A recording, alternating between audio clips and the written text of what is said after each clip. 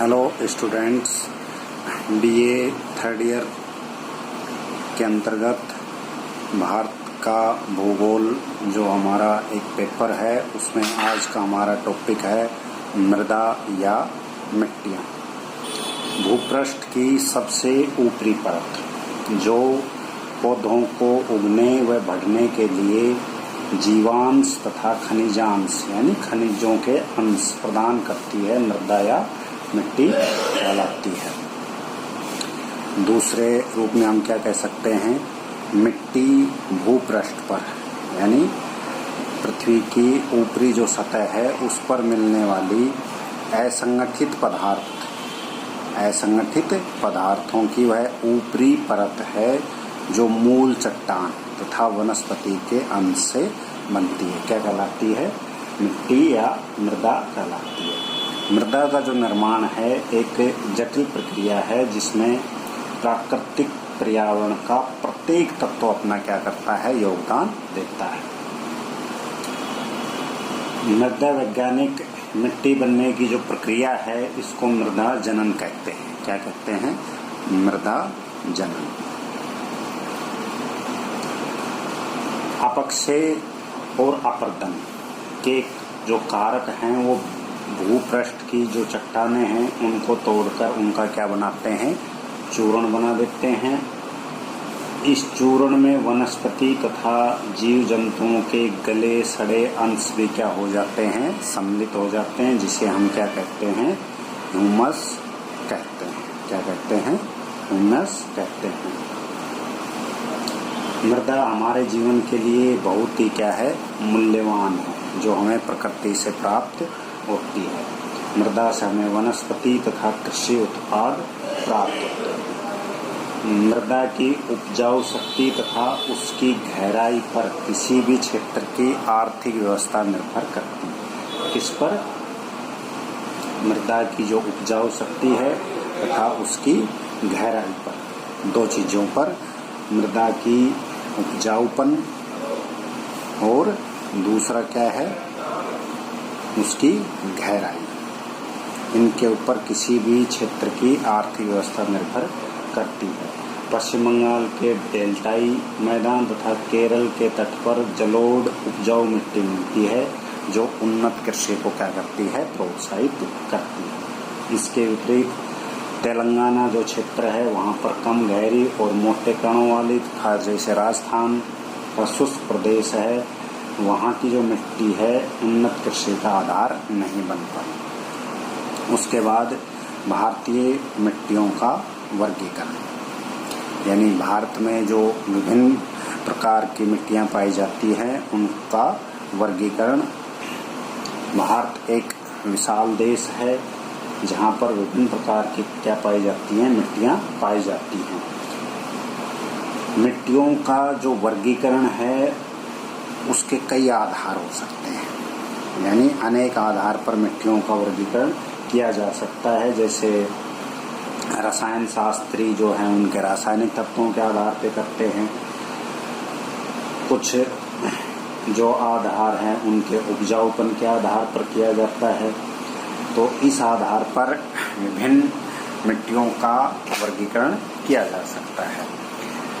भारतीय कृषि अनुसंधान परिषद, भारतीय कृषि अनुसंधान परिषद, Indian council of agriculture research ने 1953 में एक संगठन की स्थापना की थी जिसका क्या नाम था, अखिल भारतीय भूमि उपयोग तथा मृदा सर्वेक्षण संगठन की स्थापना की, जिसने क्या किया था, भारतीय मिट्टियों को 8 वर्गों में वर्गीकृत किया था। कितने वर्गों में? 8 भागों में भारतीय मिट्टियों को बांटा था। कौन कौन से हैं वो 8? देखो, सबसे पहले है जलोढ़ मिट्टियाँ, उसके बाद काली मिट्टी, उसके बाद लाल, लैटेराइट, वन तथा पर्वतीय मिट्टियाँ, शुष्क और मरुस्थलीय मिट्टियाँ, लवण और क्षारीय मिट्टियाँ, पीट तथा दलदल युक्त मिट्टियाँ।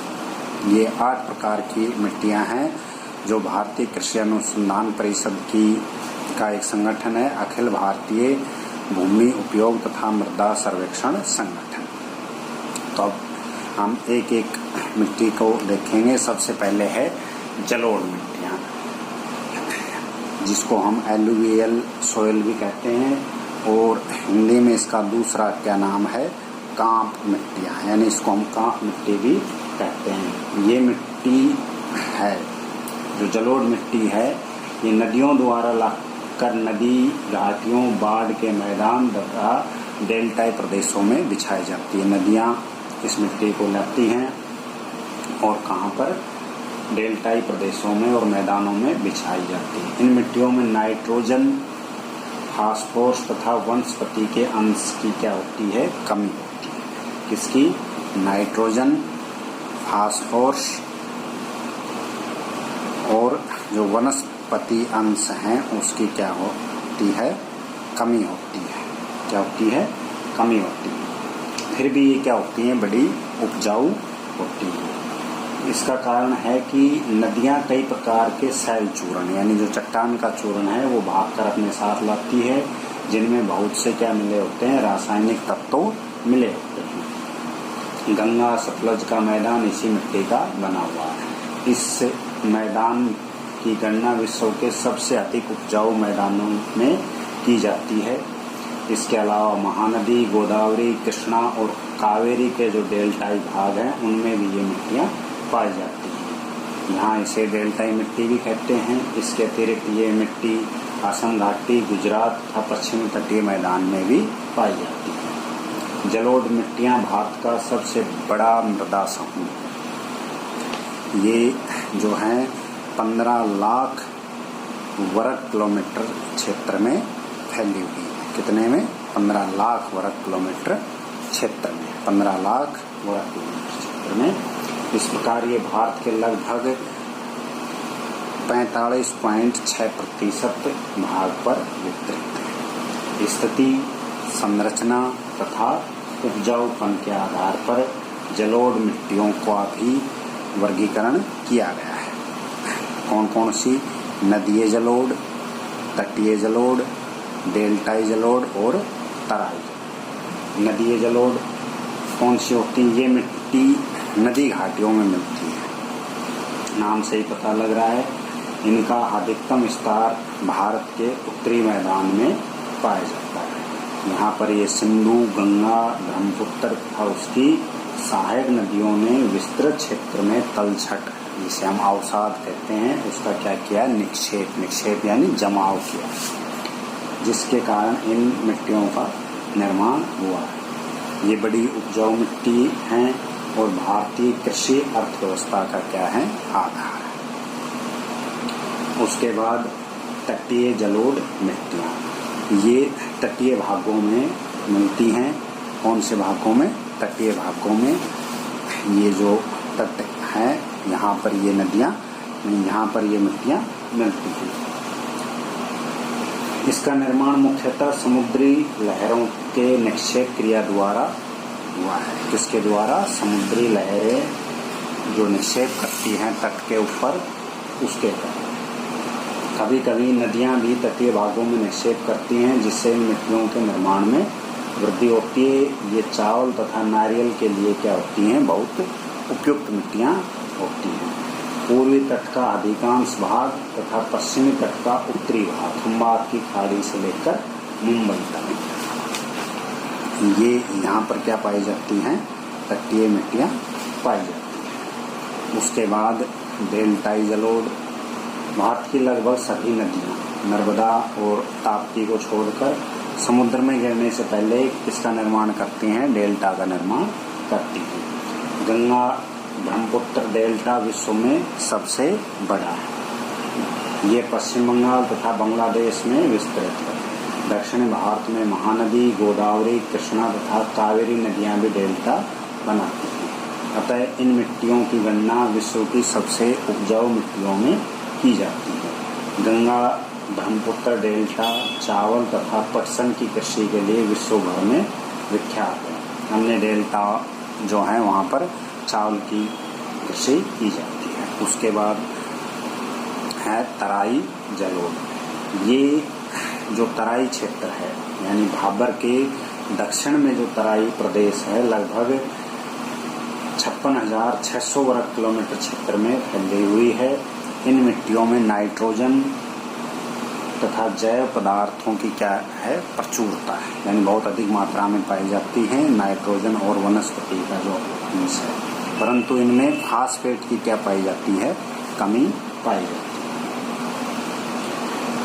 यहाँ पर ऊंची ऊंची घास तथा घने वन उगते हैं। यहाँ के अधिकांश वनों को साफ करके भूमि को कृषि योग्य बनाया जाए। ये मिट्टियाँ गेहूँ, चावल, गन्ना, पटसन तथा सोयाबीन की कृषि के लिए उपयुक्त हैं। तो ये थी जलोढ़ मिट्टियाँ। इसका 4 भागों में उपविभाजन किया गया: नदीय जलोढ़, तटीय जलोढ़, डेल्टाई जलोढ़ और तराई जलोढ़। उसके बाद सेकंड जो नंबर है वो कौन सी है, काली मिट्टी। इसे रेगूर भी कहते हैं। क्या कहते हैं, रेगूर मिट्टी। इस मिट्टी का निर्माण ज्वालामुखी विस्फोट से हुआ है। इसमें कई प्रकार के खनिज पाए जाते हैं, जिसमें लोहा, मैग्नीशियम, चूना तथा एल्युमिनियम प्रमुख है। इस प्रकार ये बहुत ही उपजाऊ मिट्टी है। ये मिट्टी कपास की कृषि के लिए बहुत अधिक उपयोगी है, इसलिए इसको कपास मिट्टी भी कहते हैं। दक्षिणी भारत के 5 लाख वर्ग किलोमीटर क्षेत्र में फैली हुई है। कितने क्षेत्र में, 5 लाख वर्ग किलोमीटर क्षेत्र में। इसका विस्तार पश्चिमी एवं मध्यवर्ती मध्य प्रदेश, पश्चिमी और मध्यवर्ती मध्य प्रदेश, उसके अलावा महाराष्ट्र, उसके अलावा कर्नाटक का उत्तरी भाग, किसका, कर्नाटक का उत्तरी भाग, और आंध्र प्रदेश का पश्चिमी भाग। इन भागों में ये मिट्टी पाई जाती है। ये मिट्टी चिपचिपी होती है। क्या होती है, चिपचिपी होती है। नमी धारण करने की इसमें पर्याप्त क्षमता होती है। इसके लिए सिंचाई की आवश्यकता नहीं होती। ग्रीष्म ऋतु में ये मिट्टी क्या हो जाती है, सूख जाती है और इसमें दरारें पड़ जाती है। मिट्टी के कण टूट टूट कर दरारों में भरने लगते हैं और ये मिट्टी क्या हो जाती है, बारीक हो जाती है। रंग की गहराई के आधार पर ये मिट्टियाँ कई रंगों वाली होती है, जैसे गहरी काली, मध्यम काली मिट्टी, हल्की काली मिट्टी तथा काली व लाल मिश्रित मिट्टियाँ। तो ये थी काली मिट्टी। उसके बाद लाल मिट्टियाँ।